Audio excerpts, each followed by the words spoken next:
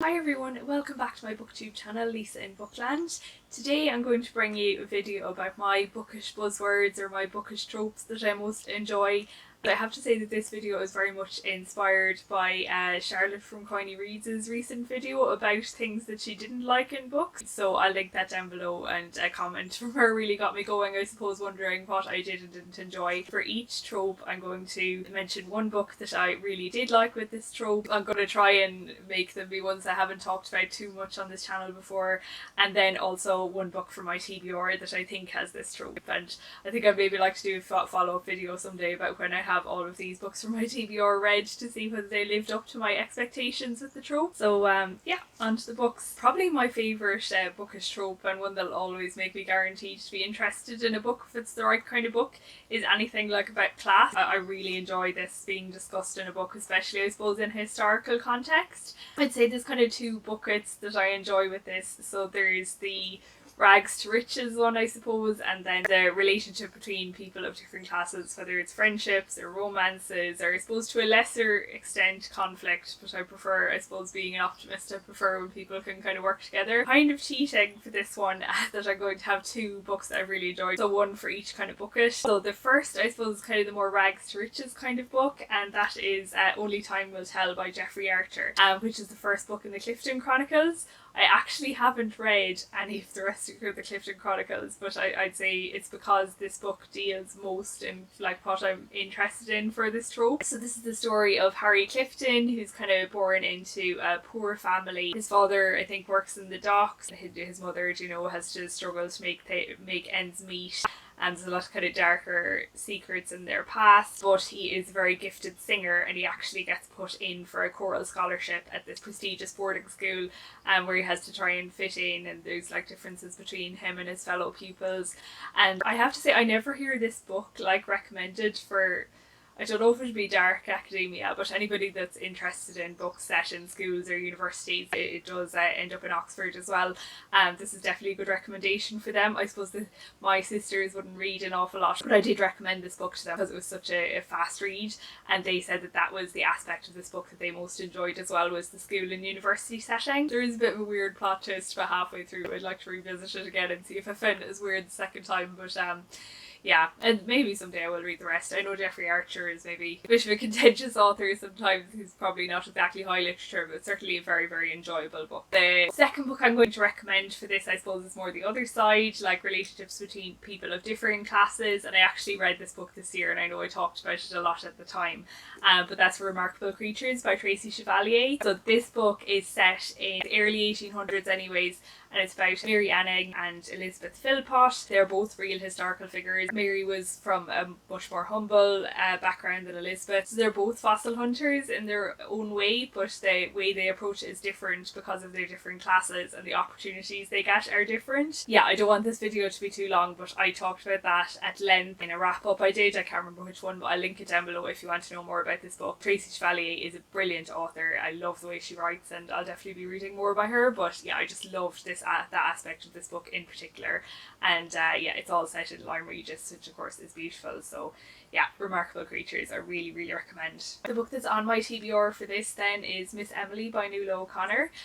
So this book centres around Emily Dickinson and her Irish maid Ada, and I believe Ada gets into trouble and Emily has to try and, you know, stick up for her, try and find the truth. I don't actually know that much about Emily Dickinson, apart from obviously she was a very famous poet. I've never read any of her poetry, so yeah, this would be an interesting starting point, I suppose. So I'd say my second kind of most biggest bookish trope is probably obvious, and that is any books about ships, more so like sailing ships rather than modern ships, but I still would probably give modern ships a go. And I know it's a book I'm not going to mention here, but We the Drowned kind of went into like ships in the Second World War, and I find that really, really interesting, which I wasn't expecting. So yeah, but the book I'm going to recommend here is a book I've not heard anybody talk about on BookTube, and that's such a pity, because it's This Thing of Darkness by Harry Thompson. It's such a tragedy that Harry Thompson actually died very young, and this is his only book. but it was longlisted for the Man Booker Prize. I'm not sure what year. This is set in 1828 and it's based on a true story, and it's about a voyage to Tierra del Fuego by the Beagle, which very famously, of course, had Charles Darwin on board.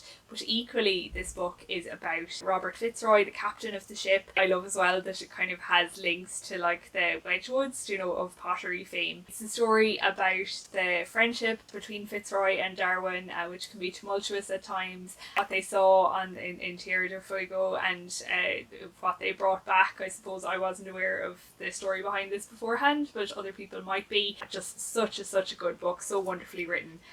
It is over 700 pages, so it's a long read, but I definitely would recommend picking this book up if you're interested in Charles Darwin. I suppose it might appeal to you if you think you'd like a book about ships, but not necessarily like the military side of things. This is kind of a voyage of exploration, which I love reading about as well. I can't recommend this book enough, really, and I'd love to reread it. The book that's on my TBR for this trope, I suppose, it's funny given that I just said that I generally read books set in the age of sail, but like, I mean, I have so many books on my TBR that I could talk about this. This one is a bit more of a standalone book. The Restless by Vanessa de Haan. This actually appears to be set during the Second World War and set in the Merchant Navy, at least partly, which obviously is just an interesting spin on things. I've never read a book about the Merchant Navy before, and yeah, and I think there's kind of involvement with like pilots as well, and stories based on land, so I'm expecting this to be kind of an epic about the Second World War. So yeah, really looking forward to this one. I love that cover, it's gorgeous.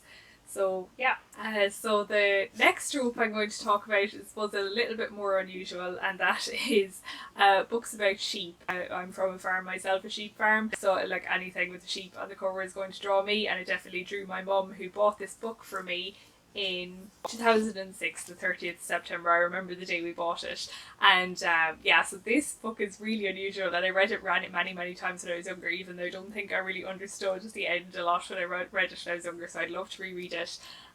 But this book is a detective story completely told from the perspective of the sheep. Kind of shows the sheep's perspective on their shepherd, and they find the things that he does really strange. He lives in a caravan, and yeah, just they were trying to figure out what's going on. There's the different personalities, the different sheep. Definitely the most entertaining one is Melmoth, who's this really big, fluffy, woolly sheep who I think gets a bit confused. Again, I am due a reread of this, but a really fun thing that I was fascinated by when I was younger is if you look at what's on the bottom of the pages, let's see if I can do this. They have a little animation that looks like a sheep jumping when you flick through it, so I spent many hours doing that when I was younger.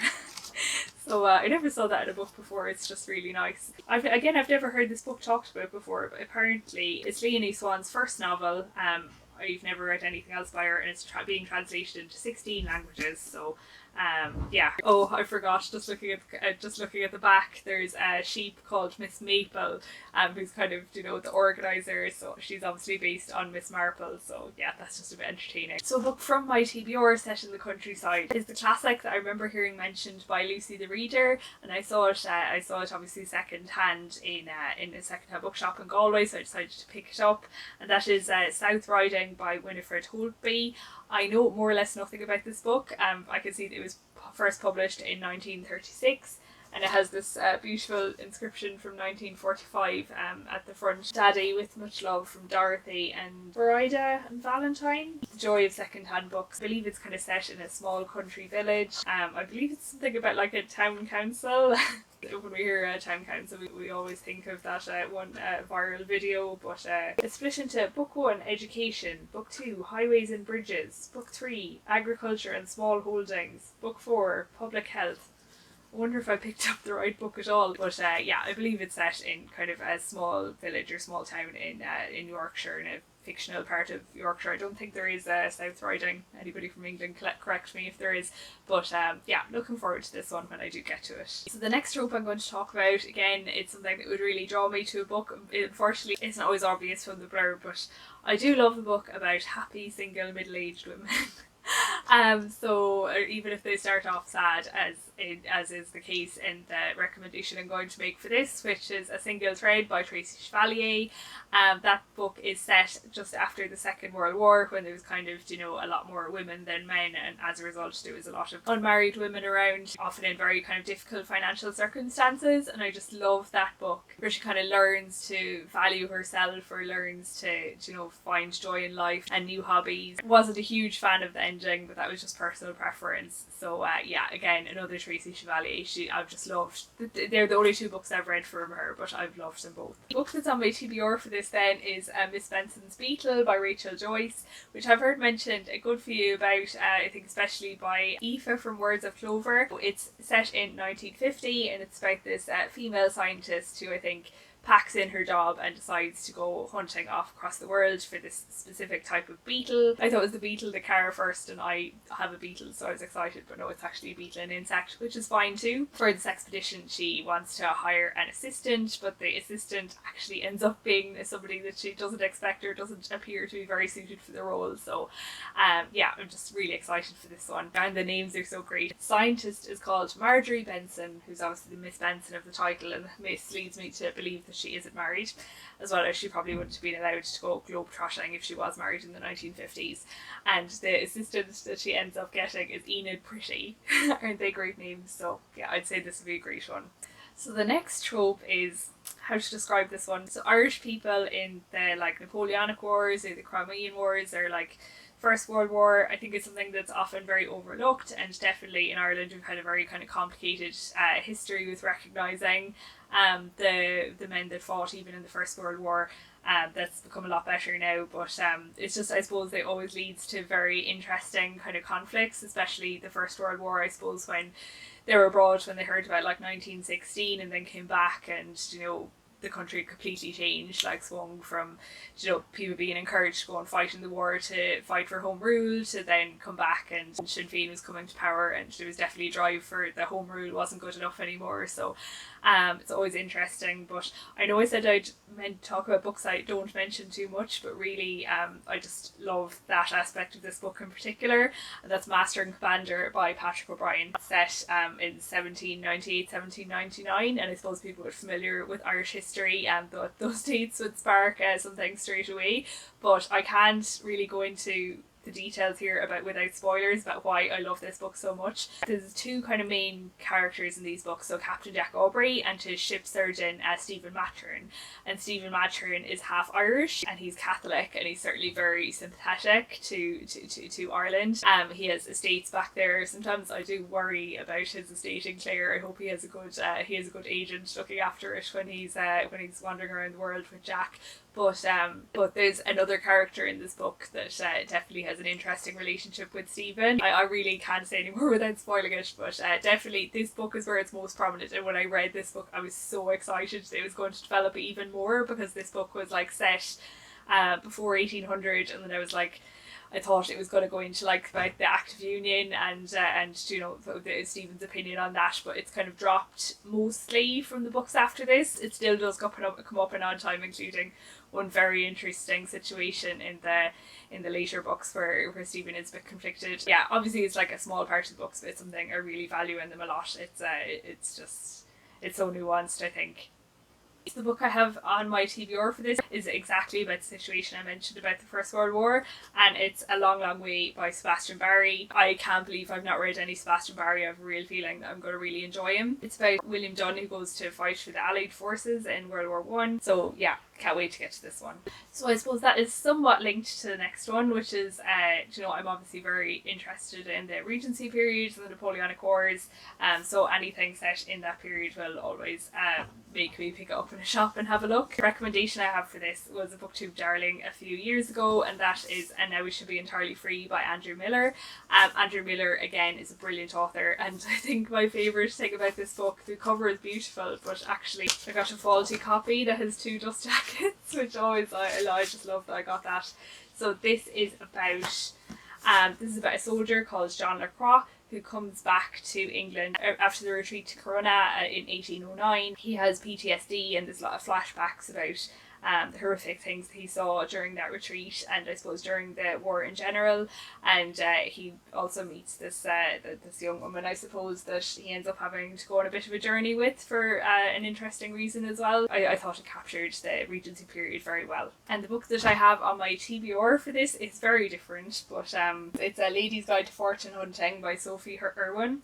I bought this for Jane Austen July and ended up not getting around to it, which is disappointing, but I'll still get to it at some stage. And this is about Kitty Talbot in 1818. It's exactly what it says on the tin. She finds herself in need of making a good marriage, and she goes out to try and find a husband, and I'm expecting it just to be kind of a nice little rom-com, and I'm sure chaos will ensue. So yeah, so that's it for today. Let me know what your bookish tropes are, or if you share any of these, or especially if you have any good recommendations for these tropes that I might not be aware of. I'd love to hear them. So yeah, thanks for listening, thanks for watching, and I'll see you next Thursday for my next video.